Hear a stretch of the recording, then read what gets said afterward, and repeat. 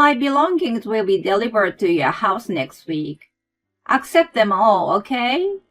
You are so clumsy and inconsiderate. I'm moving in to re-educate you on how to be the proper wife. The least you can do is to give me my own room, even if you have to move your things out. My mother-in-law gives me the news out of the blue. Moving? Re-education? What on earth is she talking about? My husband has never mentioned that she was moving in with us. Anyway, who does she think she is talking about re-education? She doesn't care about my feelings and really moves in the week after. When she sees her son in the house, she screams like Munch. This is when she comes to know who really needs to be re-educated. She also realizes that there is no house for her to live in, because my real home is. I was a working wife who had been married for 3 years. I met my husband Marcus through a friend, and we hit it off right away. After 2 years of dating, we got married. We were both working. We've lived alone before, so both of us were capable of doing a full range of housework. After we got married, we decided that whoever noticed it or had free time would take care of it. This policy seemed to suit us better than a clear division of chores. We never had any dispute over them. When my work became busier, Marcus' share of the workload increased a little at home. Even though it was a rule that we had decided upon together, I felt a little bad about it. I made up for it by buying him nice dessert and treating him to a meal on weekends. I felt like I was bribing him with food, but he always said, "I'm happy to do it this way, rather than overwhelming you at home."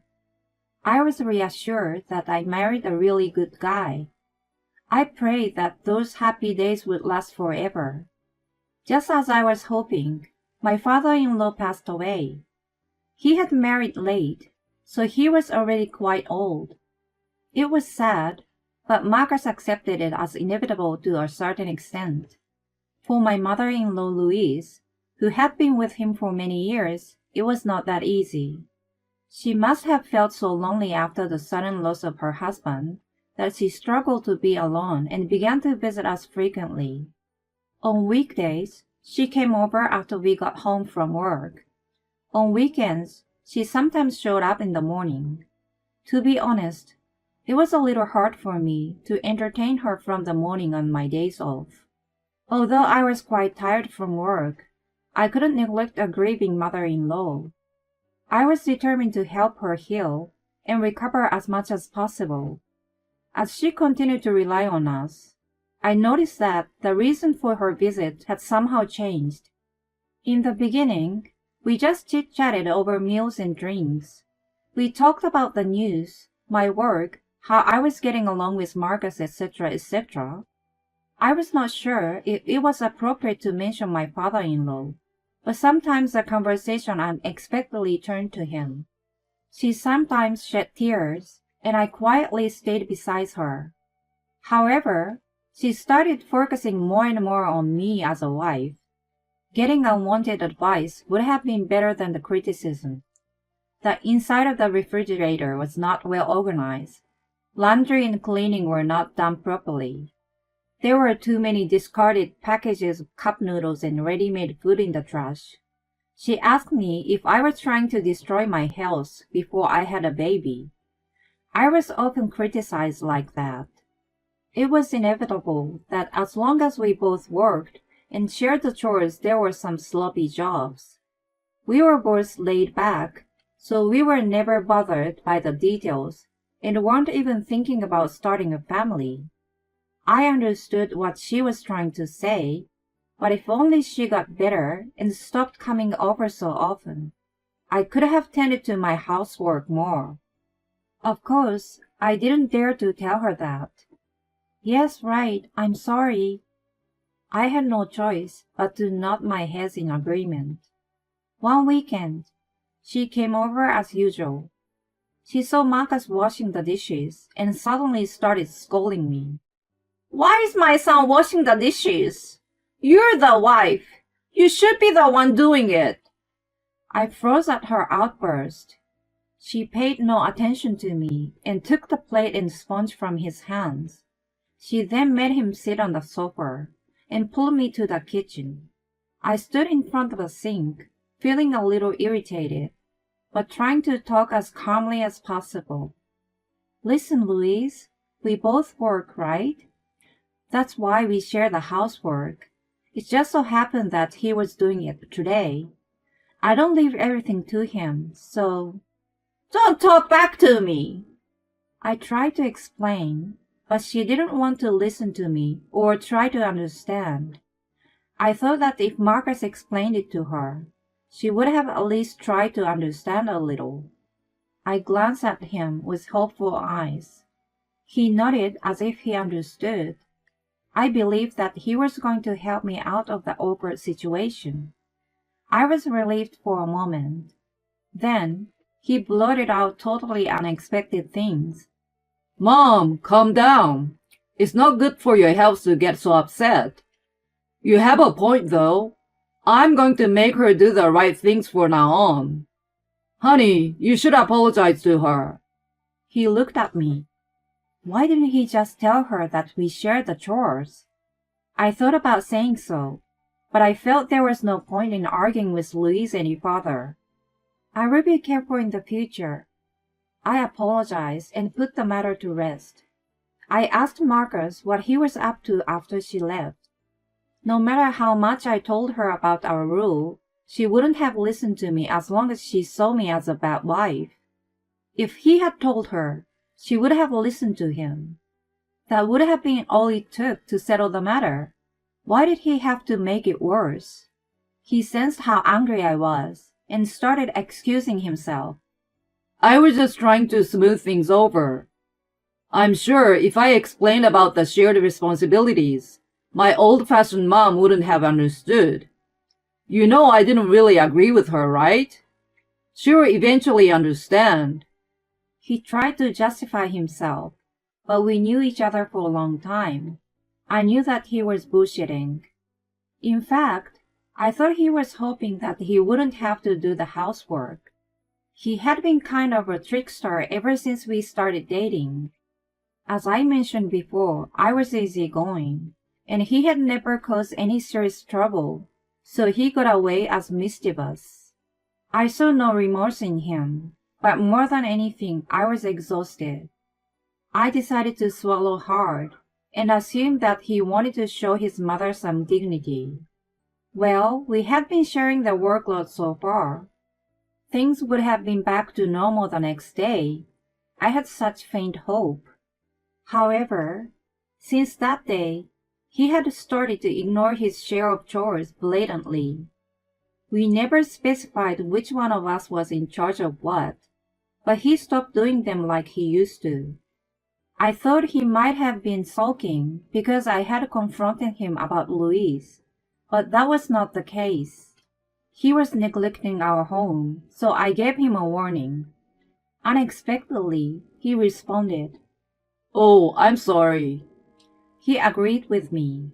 I thought it was normal to be lazy sometimes.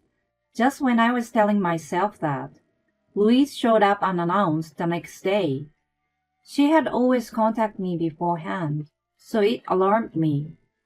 I wondered if there was something wrong with her.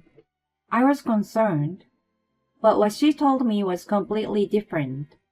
I hear that you still haven't learned your lesson and haven't done any housework. Don't you even want to feed your husband something good? Marcus tells me he hasn't been eating homemade food lately because you don't cook at all.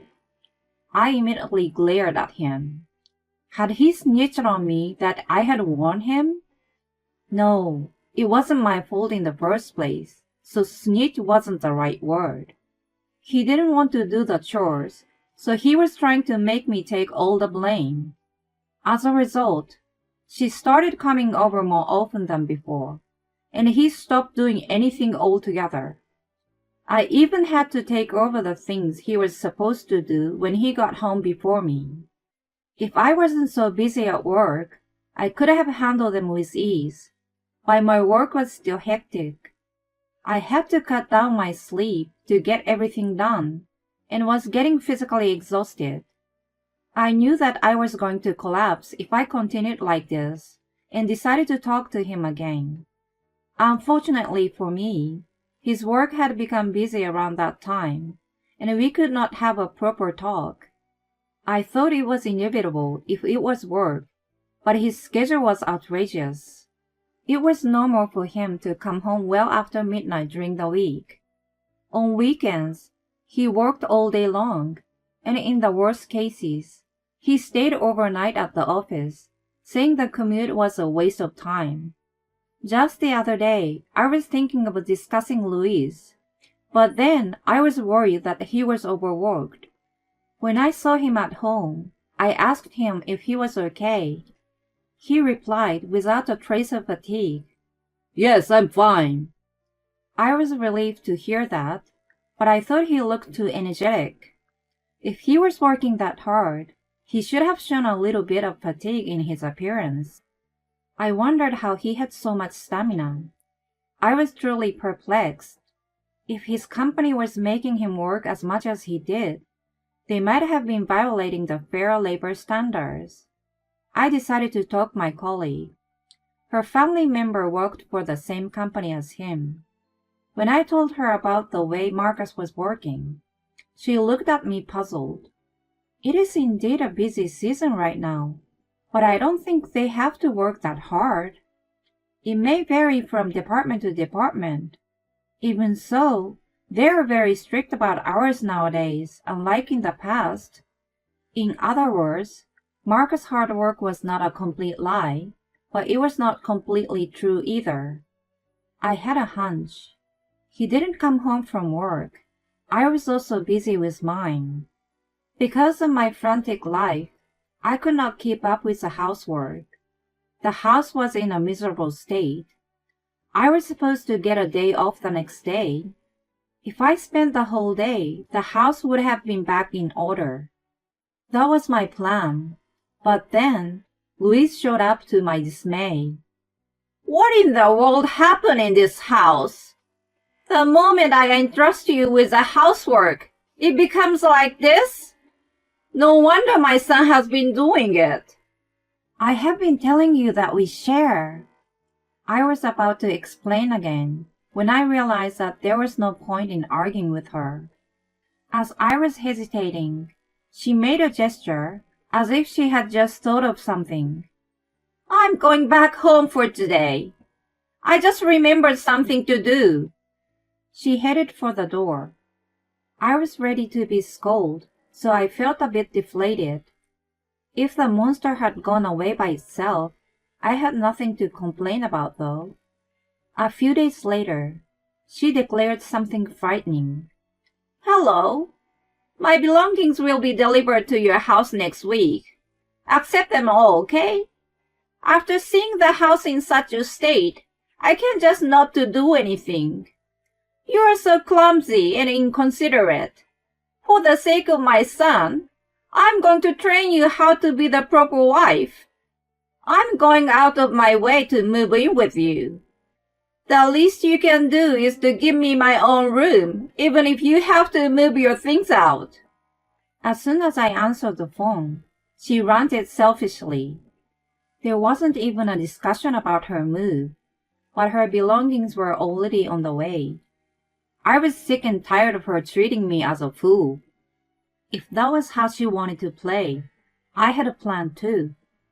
I had been contemplating it for some time and decided to act on it then. The day the package arrived and she was moving in, I received a call from her. I didn't feel like dealing with her, so I kept ignoring the calls. She kept calling again and again without a pause for eternity. I had no choice but to answer the phone and heard her shrieking on the other end. What in the world is going on? Where are you? Who the hell is the woman with my son? It was the first time I had ever heard her lose control of herself, and I couldn't help but laugh at her. What's so funny? She asked, sounded irritated. But there was no other way I could react. I didn't think my plan was going to work out so perfectly. I was not home that day. I told Marcus that I was going to see my parents for a couple of days. I expected that he was going to bring his lover into the house while I was gone. When there was a discrepancy between his busy schedule and the information from my colleague, I asked a private investigator to look into his whereabouts. It turned out that he was having an affair with his younger colleague. On weekdays, he used the company car to drive back to our house with her. On weekends, he was going to hotels near and far from home. He was even getting paid overtime for working after hours to make up for the time he spent cheating on me. There was no way that such a man wasn't going to have the woman over while I was away. He was probably planning to have his way at home until he was drained out. But Louise and the movers arrived.